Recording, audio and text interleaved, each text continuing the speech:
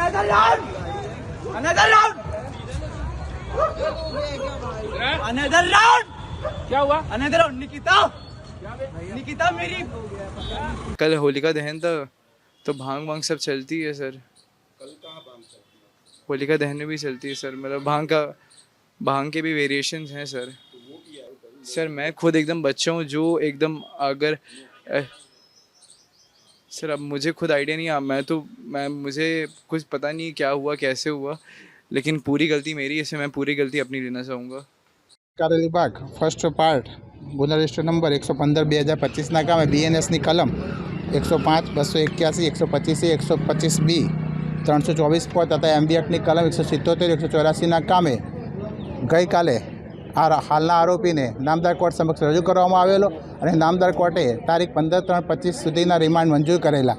ત્યારબાદ પોલીસને તપાસમાં વધુ તપાસ કરવાની જરૂર પડતા નામદાર કોર્ટમાં વધુ રિમાન્ડ માટે રજૂ કરેલો અને નામદાર કોર્ટે પોલીસ દ્વારા જે કારણો રજૂ કરેલા એ કારણોને આધારે નામદાર કોર્ટે તારીખ 17/3/25 કલાક 4 વાગ્યા સુધીના રિમાન્ડ મંજૂર કરેલા.